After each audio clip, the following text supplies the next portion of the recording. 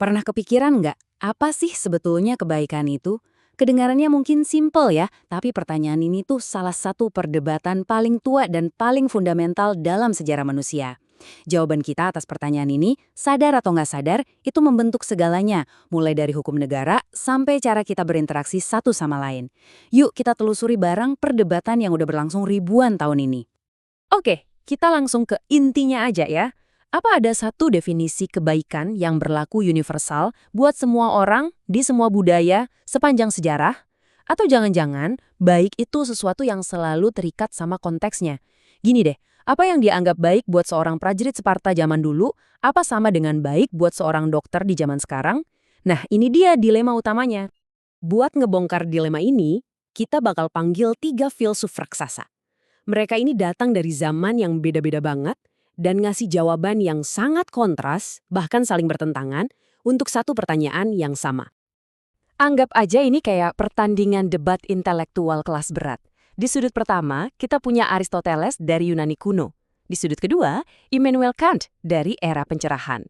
Dan sebagai penantang dari era modern, kita punya Alasdair MacIntyre. Masing-masing punya gagasan inti yang kuat banget. Ayo kita bedah satu persatu. Oke, pemberhentian pertama kita Yunani kuno. Buat Aristoteles, kebaikan itu bukan konsep yang abstrak atau ngawang-ngawang. Bukan.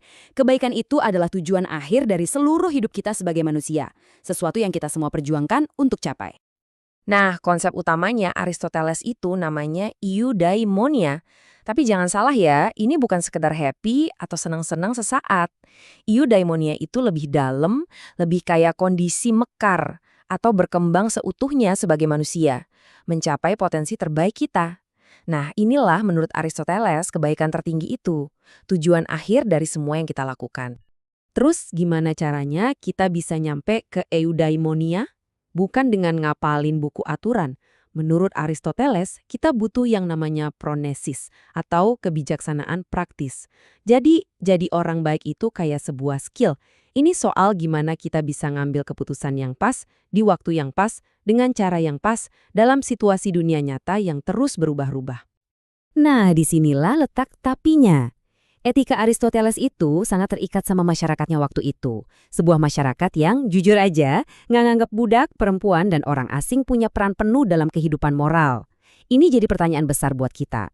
Visinya soal kebaikan ini apa benar-benar masih relevan buat kita di dunia modern yang super beragam dan egaliter ini? Sekarang kita lompat jauh, sekitar 2000 tahun ke depan, ke era pencerahan di Eropa. Di sini muncul Immanuel Kant dengan argumen yang beda total. Dia itu, ibaratnya, udah muak sama etika yang tergantung sikon. Buat dia, kebaikan itu harus didasarkan pada sesuatu yang absolut dan universal. Akal budi murni. Poin utamanya Kant tuh begini. Bukan tindakannya yang nentuin baik atau buruk, tapi niat di baliknya. Satu-satunya hal di dunia ini yang baik tanpa syarat, kata dia, adalah kehendak baik, yaitu keinginan buat melakukan hal yang benar, cuma karena itu adalah hal yang benar, titik.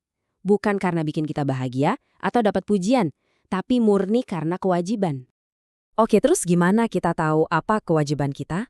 Nah, kan ngasih kita tes yang super terkenal, imperatif kategoris. Sederhananya gini, sebelum kamu ngelakuin sesuatu, coba tanya ke diri sendiri.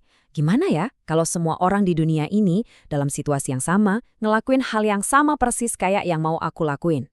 Kalau jawabannya wah kacau dunia, misalnya kalau semua orang bohong, berarti tindakan itu salah secara moral. Simple, satu aturan universal untuk semua.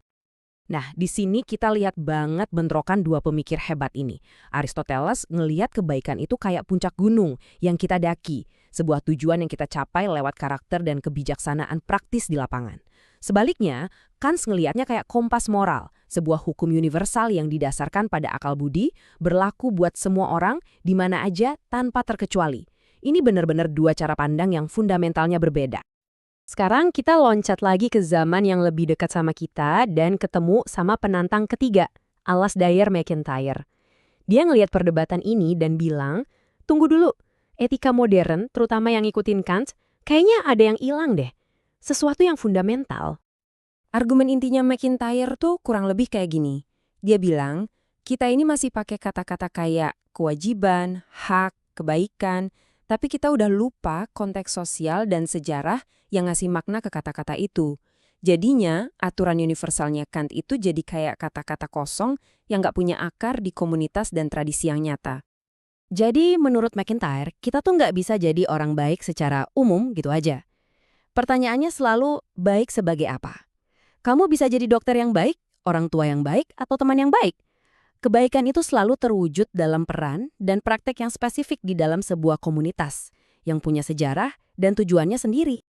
Jadi, kita harus milih siapa dong? Aristoteles, Kant, atau McIntyre? Mungkin kita nggak harus milih satu sisi. Aristoteles ngingetin kita kalau kebaikan itu hidup di dunia nyata dalam konteks. Kant ngingetin kita soal adanya prinsip-prinsip universal, kayak martabat manusia. Mungkin jalan tengahnya adalah ini. Kebaikan itu punya tujuan universal, tapi cara mencapainya ya harus di dunia nyata dalam konteks yang spesifik. Anda mungkin mikir, oke, ini kan cuma teori filsafat doang, ribet, terus gunanya apa buat saya? Jawabannya penting banget. Perdebatan kuno ini ternyata punya dampak langsung ke beberapa dilema paling besar yang kita hadapi sekarang. Coba deh pikirin soal hak asasi manusia. Apa itu aturan universal yang kaku, kayak katakan? Atau penerapannya harus lihat konteks budaya, kayak yang disilatkan McIntyre? Atau gimana soal etika teknologi AI? Apa kita harus bikin satu set aturan global yang sama buat semua, atau aturannya harus beda-beda di tiap negara? Pertanyaan-pertanyaan ini adalah gema langsung dari perdebatan yang baru aja kita bahas. Nah, ini dia inti dari penjelajahan kita. Dua-duanya bisa berbahaya kalau ekstrim. Kalau kita cuma pegang aturan universal tanpa lihat situasi, kita bisa jadi kaku dan buta sama kondisi nyata. Tapi sebaliknya, kalau kita cuma lihat konteks terus, kita bisa jatuh ke relativisme, di mana semuanya jadi terserah, apa aja boleh. Kematangan etis itu ada di kemampuan kita menavigasi ketegangan di antara keduanya. Sebagai penutup, saya mau ngajak Anda merenung sejenak. Coba deh ingat-ingat, dalam hidup Anda sendiri, di kerjaan, di keluarga, atau pas ngambil keputusan penting, di mana Anda ngerasain tarikan antara aturan yang universal sama kearifan yang lihat situasi. Kapan Anda berpegang pada prinsip, dan kapan Anda merasa perlu lebih fleksibel? Ternyata, perdebatan 2000 tahun ini bukan cuma teori, tapi sesuatu yang kita hadapi tiap hari.